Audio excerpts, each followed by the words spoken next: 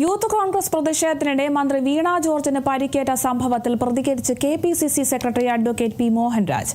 മന്ത്രി സഹതാപം നേടാൻ നടത്തിയ നാടകത്തിന്റെ അനന്തരഫലങ്ങളാണ് കഴിഞ്ഞ ദിവസങ്ങളിൽ കോൺഗ്രസിന്റെ കൊടിയും തോരണങ്ങളും മറ്റും നശിപ്പിച്ചതെന്ന് അദ്ദേഹം കേരള വിഷൻ ന്യൂസിനോട് പറഞ്ഞു. കഴിഞ്ഞ ദിവസം മന്ത്രി വീണ ജോർജുമായി ബന്ധപ്പെട്ടുള്ള ഒരു പ്രശ്നത്തിലാണ് ഈ ജില്ലയിൽ വ്യാപകമായി ആ ഫ്ലെക്സ് ബോർഡുകളും മറ്റ് കൊടിതോരണങ്ങളും ഒക്കെ നശിപ്പിച്ചിട്ടുള്ളത്. സാറേ, എങ്ങനെയാണ് ഈ നടപടിയെ നോക്കിക്കാണുന്നത്? മന്ത്രി ശ്രീമതി വീണ ജോർജിൻ്റേത് പൊളിഞ്ഞുപോയ ഒരു ചവിട്ടുനാടകമായി പോയി. കോളേജ് ഇലക്ഷനിലൊക്കെ ചെറുപ്പകാലത്ത് വിദ്യാർത്ഥി സംഘടനാ പ്രവർത്തകർ ഒരു പരുക്കം പറ്റാതെ കയ്യിൽ ബാൻഡും തലയിൽ കെട്ടുമൊക്കെ ആയിട്ട് സിമ്പതി പിടിച്ചു പറ്റാൻ പുറത്തിറങ്ങി വരാറുണ്ടായിരുന്നു.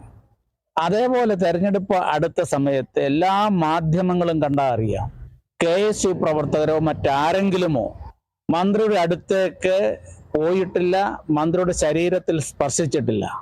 മറിച്ച് മന്ത്രിയാണ് പോലീസുകാർ തടഞ്ഞിട്ടും KSUക്കാരെ ആക്രമിക്കാനുള്ള അട്ടഹാസം മുഴക്കിക്കൊണ്ട് മുന്നോട്ട് പാഞ്ഞെടുത്തത്.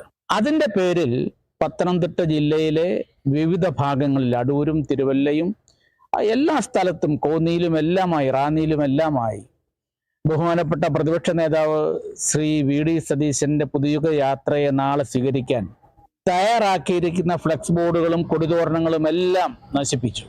ആരാണ് ചെയ്തത് എന്ന് വളരെ വ്യക്തമായി അറിയാം.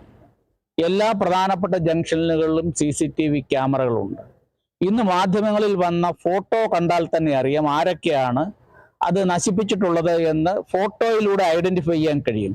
എന്നിട്ട് പോലും KSU പ്രവർത്തകർക്കെതിരെ വധശ്രമത്തിന് കേസെടുത്ത പിണറായി വിജയന്റെ പോലീസ് പ്രതിപക്ഷ നേതാവിനെ സ്വീകരിക്കാൻ തയ്യാറാക്കിയിരിക്കുന്ന ഫ്ലെക്സ് ബോർഡുകൾ അടിച്ചു തകർത്ത ഇടതുപക്ഷ മുന്നണി പ്രവർത്തകർക്കെതിരെ കേസെടുക്കാൻ തയ്യാറായിട്ടില്ല. ഇതിനകത്ത് ശക്തമായ പ്രതിഷേധം കോൺഗ്രസ് പാർട്ടിക്കുണ്ട്, ഐക്യ ജനാധിപത്യ മുന്നണിക്കുണ്ട്. ഈ ചവിട്ടുനാടകം കൊണ്ടൊന്നും ശ്രീമതി വീണ ജോർജ് ഈ നിയോജകമണ്ഡലത്തിൽ വിജയിക്കാൻ പോകുന്നില്ല. Kerala vision news, Pathanamthitta.